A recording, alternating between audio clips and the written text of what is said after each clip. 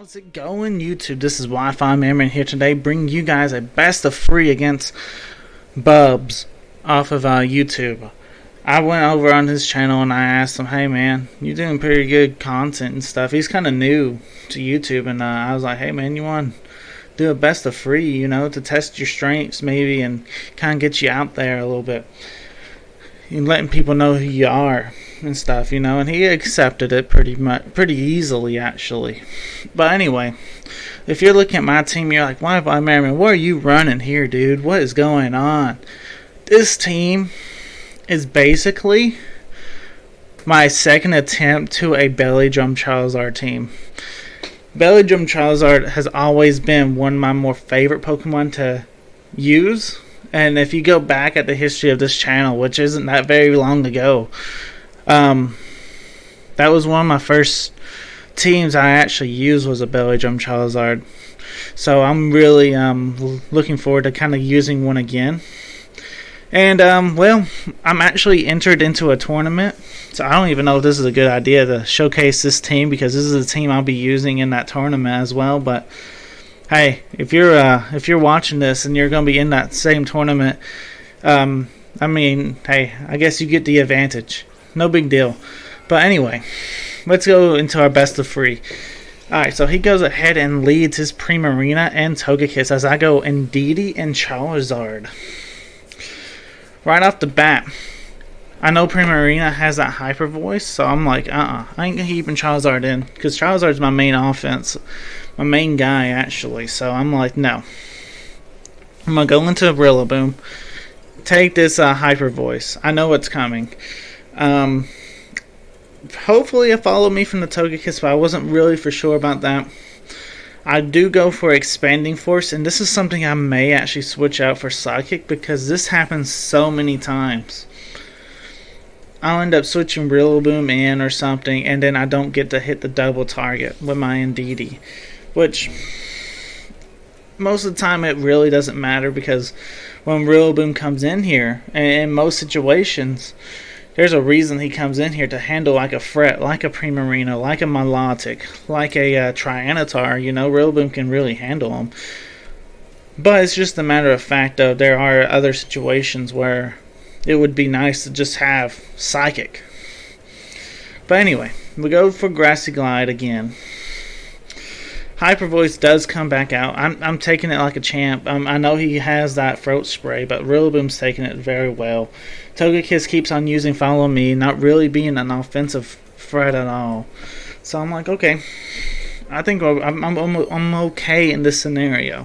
I was like, I can go for Expanding Force with Indeedee, probably after my Rillaboom's Grassy Glide, and probably pick up a KO. The reason why this Rillaboom is doing so much damage with his Grassy Glide is because he's Choice Band. And let me tell you this right now, I do not recommend running a Choice Band Rillaboom. And you'll see why, mostly in game number 2. But let's not ruin game number 1, because game number 1 actually ends up becoming really clutch. So he does bring up Porygon, and right now I got Charizard. Right now I know this Primarina feels threatened because I have a Rillaboom out there, so I feel pretty safe to go for a Belly Drum. Rillaboom's gonna pretty much KO the Primarina if it didn't protect. Primarina goes for Protect, no big deal. I Belly Drum Charizard. What's this Porygon 2 gonna do? He's gonna target my Rillaboom, but that's fine, because at this point, you know, Charizard's the fastest thing on the field. So that's all good and dandy. Ice Beam does come out. KOs the Rillaboom. That's all fine. He didn't set Trick Room. That's the biggest thing. If he set up Trick Room instead, then we would have been in an interesting spot. But at the same time, we would have been okay, I believe. I go into my Togekiss, and right here it's pretty much a simple Gigantamax, and pretty much outspeed the Primarina, and then I'm going to go for a Life Dew in my Togekiss, trying just to get some health back on this Charizard, because we don't know how much what this Porygon's kind of trained in. Is he a supportive Porygon? Is he invested in special attack and then just have the Eviolite to kind of survive some attacks and stuff? I mean, Porygon 2 can be very, very diverse in its EV spreads. So I just wanted to make sure I get some health back after KOing this Primarina. That's why we go for a Life Dew. We do see the Porygon going for Trick Room, though. Okay. So pretty much now... I mean, this is why I think this team does very well against the Trick Room, because we're not really looking like we have to outspeed things. We have to just survive attacks. So that's kind of, I'm okay with that. Right here, though, I tunnel vision so hard. This is so bad, too. I went... Well, first he Dynamaxes his Porygon 2. With my Charizard, though, I go for the G-Max. Daggum, the move's getting out of my head. But I go for the fire attack, right? Wildfire. I go for Wildfire into the Rillaboom. If I would left the Rillaboom alone and just went to the Porygon 2, I have a feeling, because Rillaboom can't do nothing on this field, I have a feeling I probably would have won Game 1. Spoilers, I don't win Game 1. Mostly due to my little tunnel vision I do right here in a moment. Porygon 2 does go for Max Lightning. And then takes my Togekiss all the way down to 12 HP, which activates my Guava Berry. So when Rillaboom goes for knockoff now, it just doesn't do that much damage anyway. Charizard goes for that Wildfire right onto the Rillaboom. Like I said, I tunnel vision so hard because Rillaboom just cannot do anything on this field. So I don't know why I looked at him and said, oh, that's the threat. You know, Porygon 2 is clearly the threat because of the Max Lightning can practically one-shot my Charizard. So I don't know what I was thinking. This Porygon is definitely a pretty strong Porygon. I don't know if he actually got a +1 in special attack when he came in or not. Probably something I should have looked up. But yeah, Porygon's pretty much able to KO my Togekiss from that range. Now my Wildfire comes out, and right here, when I was going for the game though, I was like, oh, I got this. I'm going to KO the Porygon 2. Porygon 2 takes that pretty well, dude. Porygon 2 is pretty bulky. And right here, I just put my head in my hands down off the controller. And I had to look off the screen for this last turn because I knew I lost. And yeah, I did. So, let's get into game number 2. Hopefully I can redeem myself a little bit. We'll find out. Alright, let's get into game number 2. Definitely having a problem with that Primarina lead because his Primarina was doing a lot of damage early on in the game. Now definitely need to bring something to deal with the Porygon 2.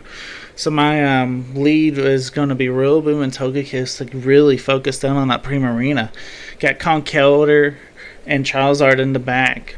Trying to get... Because his team really looks like Charizard could do really strong against it. Charizard can be really good.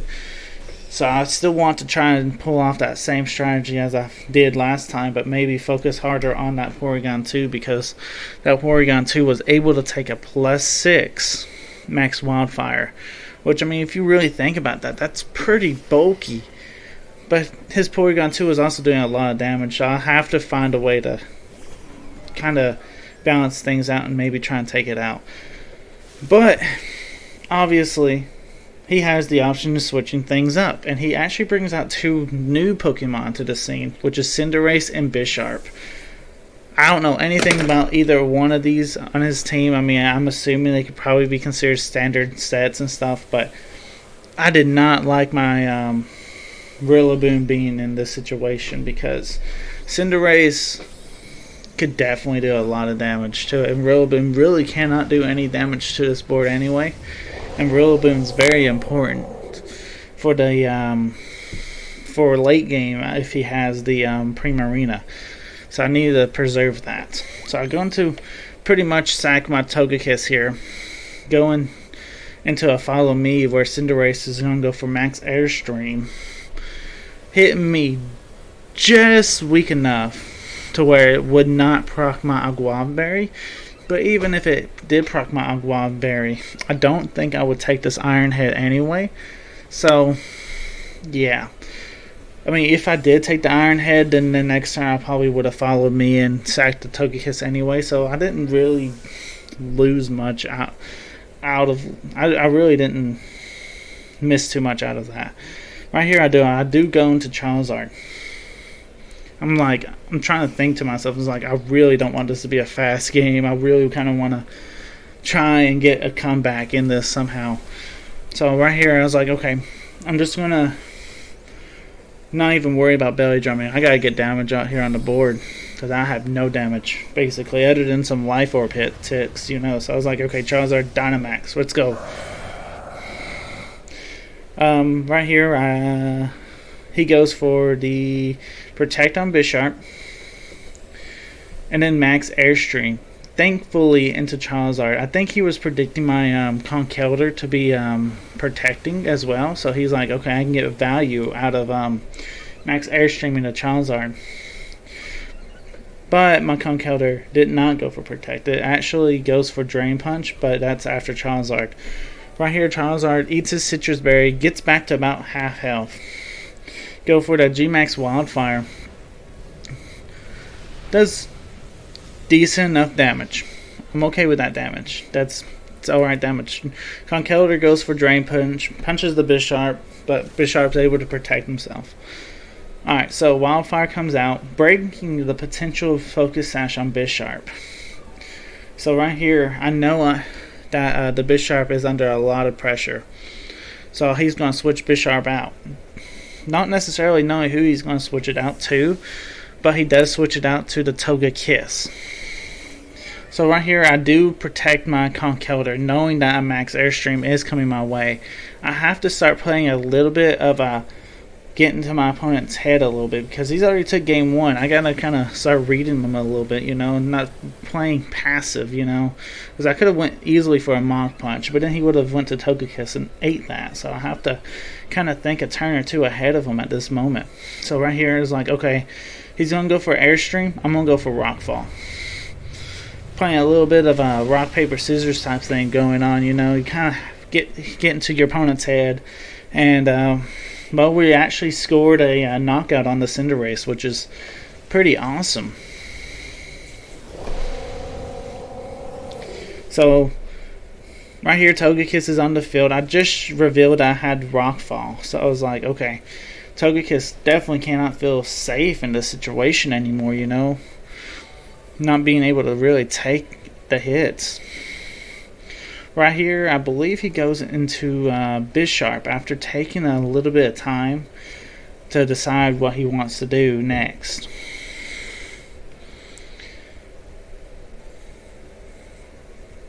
Yeah, it takes a little bit of time, but he goes into Bisharp, the Royal. And right here, I'm like, okay, Bisharp's definitely going to be protecting. No need to keep Conkeldurr in. I'm going to go into Rillaboom. Rillaboom can take a Dazzling Gleam or an Air Slash a lot easier. Well, not an Air Slash, so to say, but really hoping that Charizard's able to go first, which doesn't actually happen. But he goes for Air Slash into the Charizard. I go for Max Wildfire. Could have went for Rockfall, Wildfire. Any of them really wouldn't matter, because with the Wildfire tick, we're able to take out the Togekiss no matter what. I think I went for Wildfire just knowing that that's stabbed, and I'm not necessarily +6, so I don't really have the best damage outputs until I do get the +6. And then Charizard just kills everything with any attack, apparently. Except for Porygon 2. But anyway. Bisharp's out here. Porygon 2, the living legend. I had a feeling he was going to bring this back out. Porygon 2 actually gets a special attack raise. So that's what makes Porygon 2 so good. He can be so bulky, but then have the special attack raise kind of at random. Right here, Rillaboom goes for Fake Out. I really wanted to try and get rid of this Bisharp, because then it would be Charizard, Rillaboom, and Conkeldurr versus a Porygon too. The only problem is this Rillaboom is choice band. And you see how low Charizard got with his health. Charizard faints. And I'm thinking to myself, I did not accommodate for that. Because for Rillaboom to be fully successful, working out the best anyway, I have to switch him out because he's choice band. Yeah, that didn't work. So, pretty much after this battle, I ditched the choice band completely. In fact, I was talking to Bubs and I was like, "Do you have any suggestions on what item I could put on this Rillaboom?" Because I'm ditching that choice band, dude. That choice band screwed me over in this game. Made me so mad too. And his commentary is kind of funny. He's like, he goes for fake out. Why does he keep going for fake out? I told him after the end of the game, yeah, I'm choice banded, and he's like, maybe you should try Assault Vest. And I was like, it's not a bad idea. But yeah, choice band Rillaboom screws me over. The tournament I'll be playing. I did change the item for the team and everything. It'll be this Saturday actually for me. And I'm looking forward to it. So if anyone's participating in this tournament, it's something I found on Discord. I know the BP Gamer is participating, so I'm kind of looking forward to maybe getting in there and trying to face him for a match or two. But I'm planning on actually recording the whole tournament and finding a way to put this in a video fashion. But yeah, anyway, guys, if you guys enjoy, please let me know in the comments down below. And this is WifiMerriman. Peace out.